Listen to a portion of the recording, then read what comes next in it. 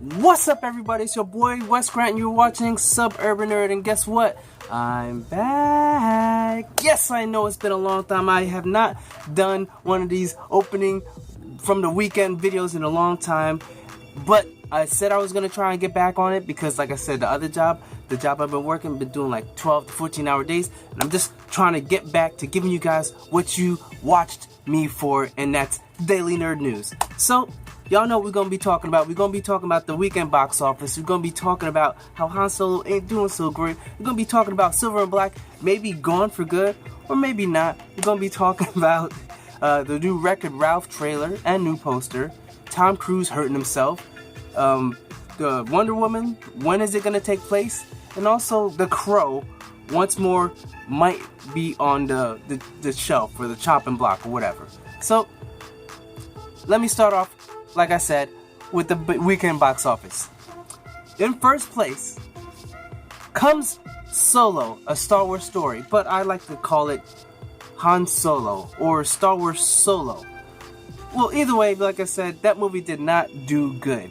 In fact, it actually dropped, was it like 65% from what it did the first weekend. And I know I didn't do one of these videos the first week it came out, but man, did it do bad. Everyone was estimating like some crazy numbers like 150 million, 170 million. Some people I watched was like, I don't think it'll do that much, but probably like 100 million. But even that was an overestimate because it did $83 million for its opening weekend, which is crazy because this movie needs money to make up what it did, like what it spent. The movie, as you guys know, was originally supposed to be Chris Miller or Chris and Lord. They were supposed to be directing it. Kathleen Kennedy and Disney or whatever, they didn't like the way they were doing because supposedly it was like too comedic and it was like, what's it called? Ace Ventura-ish. So they brought in Ron Howard, reshot. The movie was like 85% done. Ron Howard came over, reshot the whole movie, redid everything. So that alone jumped that budget, because the budget would have been reasonable. 80 million, 83 million wouldn't have been that bad if the budget didn't skyrocket. Because in the end, that thing ended up costing them about $250 to $300 plus million just to make that movie. Not even including the marketing, which adds another like say $75 or $100 million. But even because there was a lot of things that didn't go right with this. First of all, they didn't show a trailer until like 2 months before the movie came out, which is unheard of. You've got people that didn't like The Last Jedi, or even the people that just didn't like the way it was going.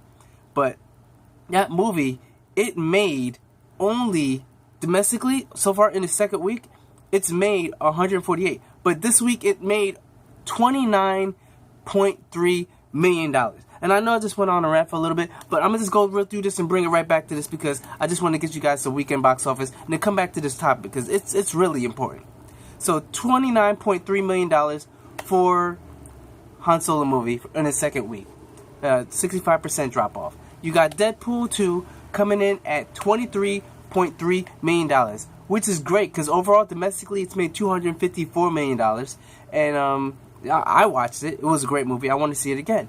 You've got Adrift coming in third place, a little distant, with $11.5 million. You've got Avengers Infinity War still up in there with $10.4 million. And then you've got Book Club, which I didn't even hear this movie, but that came in at $6.8 million, which I'm kind of upset because I wanted the one movie that came out this weekend to actually be in the top 5, and it isn't. And it's in the top, it's in 6th place. It just got edged out by Book Club, which I don't even know why. But it is the movie Upgrade. And if you guys want to check it out, check out my my little trailer, my review that I did over there. And yeah, it was a good movie. I liked it. Y'all should watch it. Check out the review. But yeah, that made like $4.6 million. Yeah, $4.6 million. And I wish it made more because that movie, it's great. Maybe it'll have some legs. Maybe week after week it'll just keep making like $5 million. This happened before with certain movies. If it's good word of mouth, they can keep it going. But alright, that's the weekend box office. Bringing it back. Solo. It is not a bad movie. It is, in fact, actually a good movie. In fact, just check out my review right there. it is a pretty good movie. I wouldn't give it a bad score going for what it was. It's in my top 5 movies as far as Star Wars. It had fun, action, Chewie, like Han. You've got Lando, like all of them. They were great in it, and like there was some moments where it's like, but overall it was good. But Solo, domestically, first of all, not even say worldwide, it has made $264.2 million. The only thing is, at this second week, at this same time, Rogue One, not the same time, but in the second week, Rogue One had $286 million domestically. That was domestically. Damn, son. Look, worldwide, you ain't even beat the domestic of the damn. All I gotta say is that, like, it's just crazy how so many things could come together as far as people not liking the way the Last Jedi went. Because I personally, I didn't like it that much either, with the whole Leia floating through, like a witch or whatever. I wasn't really feeling that. And then you wanted to see Luke kind of whip ass at the end, and I did like what they did. It did show extreme power, but people wanted to see him tearing down whole armies. Didn't get to see that, but hey. And then also you got these people. There was a lot of racist thing. People don't like the black people, too many black people in Star Wars. You've got the people that didn't like it boycotting the Star Wars movie, Han Solo. You like all this combination. Then you got Infinity War like only 3 weeks before that. You had Deadpool. You're coming out on the second week of Deadpool.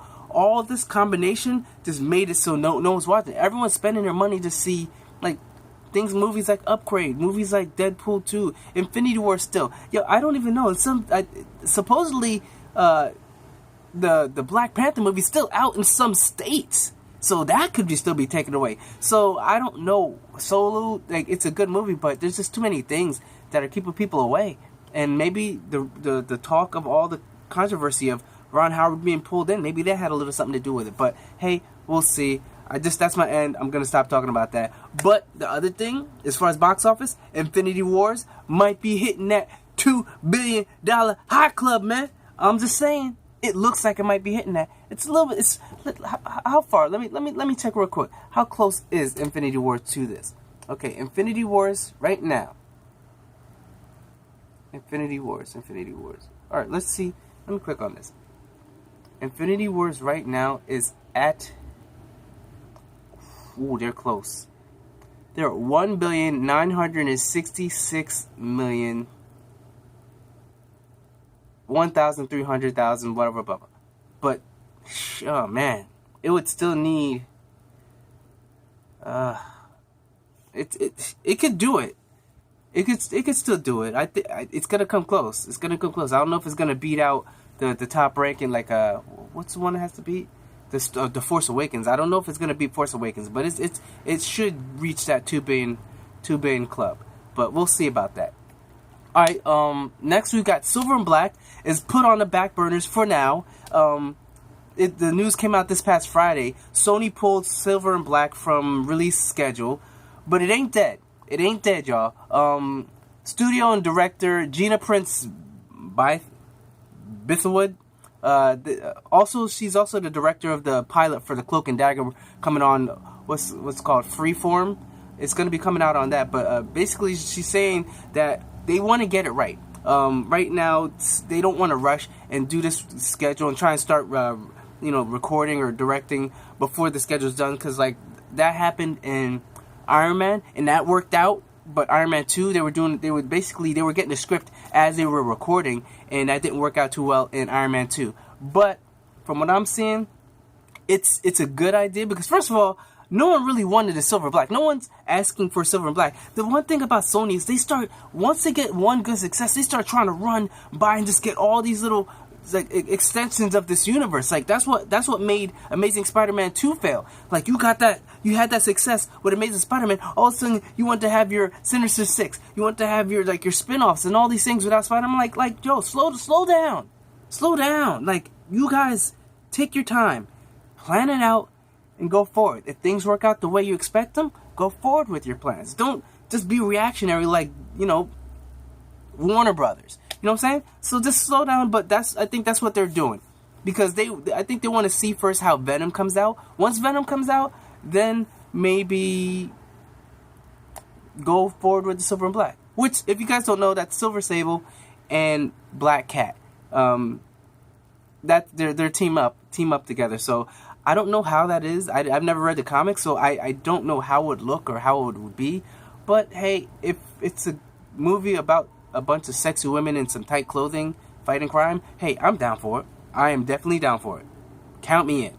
But going off of that, we've got the new trailer for the Wreck-It Ralph 2, which it's really cute. They're actually from the arcade. Now they're on the internet, which that's where games are going now. And you know, of course, it stars the voice of Ralph being John C. Reilly, and the voice of Van Schwartz, whatever, the little princess. The princess's name, you know, is played by Sarah Silverman. And yes, they're still a fun couple to watch. And yeah, this time you bring in the Disney princesses, which I guess since it's with Disney, you can do that. And it's crazy because at the end, it's like, he's like, well, Ralph breaks the internet. Well, he was like, well, wouldn't it sound better as Ralph wrecks the internet? And then the lady's like, yeah, it does sound better, but no, it was funny at the end. I liked it. Looking forward to this movie. The poster looks pretty cool, and that's pretty much all I have to say about that. Going on to the next topic on the nerd news, we've got Tom Cruise. I don't know if this is too much nerd news. It's not this comic book. You know, nerd news is about all news. Anything that has to do, like, you know, that I figured we'd be interested in.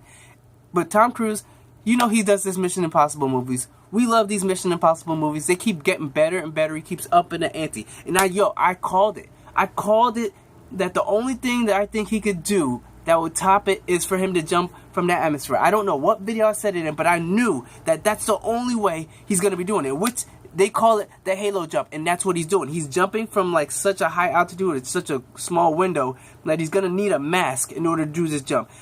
Dude, the only way he's going to beat that is like, I forget the guy that for Red Bull that was in space and dropped from space down with the full body suit or whatever. So that's the only way I can see him topping that now. But Tom Cruise, yeah, he showed on a little behind the scenes video of him. He's done like 100 Halo jumps.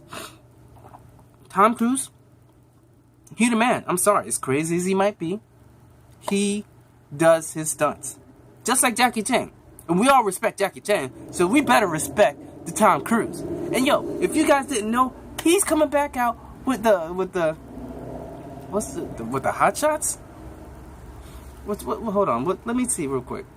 Tom Cruise.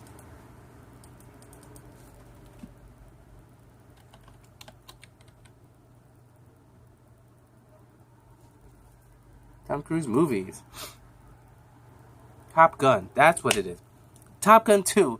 And feel the need for speed. And yo, that looks pretty hot too, but like I said, he's showing behind the scenes. I'm going to see if I can get the link down to the video down below in the description, and for everyone to enjoy these crazy stunts that he be doing. Next, and mind you, if you guys didn't know, the name of the movie that he's doing these jumps is Mission Impossible Fallout. So I guess he's trying to fall out of the plane for this thing, for the movie to make sense. You know, they like roll credits, they got to say the name of what's going on, or fallout of like nuclear warfare. I don't know what, but we'll see how that name Fallout actually works in. But next we've got Geoff Johns and Patty Jenkins. If you guys don't know what I'm talking about when I say that, you guys ain't really nerds. But yeah, Patty Jenkins and Geoff Johns, they changed their header on their Twitter, the image on their Twitter, to basically an image showing Wonder Woman and then the letters WW in an 84, as in World War 84, which the only war that was going on at that time is the Cold War. So yes, Wonder Woman's jumping forward into time into the Cold War. And the Cold War, it was a pretty crazy war. And I'm definitely looking for any war you have Wonder Woman in. I'm looking forward to seeing how they're gonna incorporate her, because yo, she kicks ass no matter what time she's in. So I want to see that. I don't know how Patty Jenkins is going to do it, but I have faith that she's going to do another great job. hopefully, because, you know, sometimes sequels just don't work out. But I'm hoping that Patty Jenkins is going to be good, and as far as directing, and she has a great idea for how this is going to go forward. Next, we've got The Crow is back to square one. This is one of those things where it keeps saying it's going to happen, and it seems like it's going to happen, then it just falls short. Like Jason Mamoa, now Jason Mamoa is out of it. Yes, Aquaman, he's out of it. And Colin Hardy, they're both leaving Sony's reboot. And if you guys don't know, it's a slew of people that have lined up to play it and then stepped away. You've got Bradley Cooper, you got Tom Hiddleston, you've got Luke Evans. I even believe I heard Mark Wahlberg at some point was going for this. And now you've lost Jason Mamoa, and there's more people than them that actually was going to go into place, but they stepped away because this thing just doesn't seem to be going anywhere. And even though you sign up for this, if there's no movements, you got to step away, because it's like, why wait for something that like you don't know if it's ever going to move? And it seems like this movie really isn't going to move, and I'm not really caring, because hey, we still got the original, so let's just be happy with that. So that's all I have to say about that. Going on to the next nerd news. You know, it's sad, but hey, it just keeps happening. Next, we've got Penguin is rumored to be, I know it's old news, but Penguin is rumored to be in the MCU somehow. Whether it's the new Batman movie, or whether it's the Birds of Prey movie with the Black Canary and the Batgirl, whatever, and probably Margot Robbie, because right now Margot Robbie she's like, everyone's loving Margot Robbie, so they're trying to make like hella spin-off shows for Harley Quinn with Margot Robbie, even like a cartoon with her doing a voice. And then you got the Joker and Harley Quinn, then Harley Quinn by herself, and then you got Birds of Prey. I don't know what they're gonna do with her, but hey, Warner Brothers still talking about it. I don't know if they're ever gonna do it. Why? Because Warner Brothers keeps talking about all these movies they're gonna do, and they just don't do it. But maybe we'll see how that works out. But Penguin would definitely be a great villain to have in either or. Penguin, seeing how his whole thing with birds, and you got the Birds of Prey going against him, makes sense. I think that would work out well. And then you've got him being a mobster, and if he was in a mobster in the Batman movie, that'd be great as well. So we'll see how that works out. I'm definitely looking forward to maybe seeing it. Josh Gad himself, like, people kept tweeting him, and then he's like, yo, I'm down. And looking at Josh Gad, yo, he's a little chubby. I think he could be a great Penguin. So we'll see if that works out, if he actually goes, because most of the time when you want something, like the people you want cast, like fan cast, they actually almost never happen. Very rarely does it happen. Is the person that you want to play is the character ever actually become the character. So most of the time it's like no one ever thought of, and then oh, they're pretty good. Last of all, Todd McFarlane in Spawn. Yes, he's definitely making a movie, and Jamie Foxx is going to be the next Spawn. And I definitely like Academy Award winning Jamie Foxx. He's going to step into the role of Spawn, and I think he could do a good job. I really do. I don't know how good, because like I said, Todd McFarlane, he's never directed anything before, but I'm hoping that he surrounds himself with people that know what they're doing. And Jamie Foxx, I hope he's gonna have some help writing and, like, you know, helping input, because he says he has always wanted to be the Spawn. And actually, I think that's Todd McFarlane wrote the character based around his personality, Jamie Foxx's personality, because once he heard that, he kind of wrote the character as far as the script or screenplay, and that's why they kind of came together. So hopefully this thing works out for both of them. I'm looking forward to seeing it. So that's pretty much it. I know it's a lot of nerd news that I try to cram to you guys, but it's been so long, I just wanted to talk to you guys about everything. So I'm sorry for that, but remember to tag on that notification so you guys can see all the videos that come up with. Hope I'm going to try and keep them coming out regularly, getting back in the groove, because it's a lot of writing, a lot of things, you know, it's a lot of work to do these videos. About like 3 hours of work just for you to see this, uploading notes, going over rehearsal, all the stuff. But like I said, remember to subscribe, check out the last nerd news that I did, which is hella long ago, and check out the playlist of all the nerd news videos that I do, daily nerd news. So remember, I'm Wes Grant, you've been watching Urban Nerd, and you've just been nerdified. Catch you guys on the next review or daily news.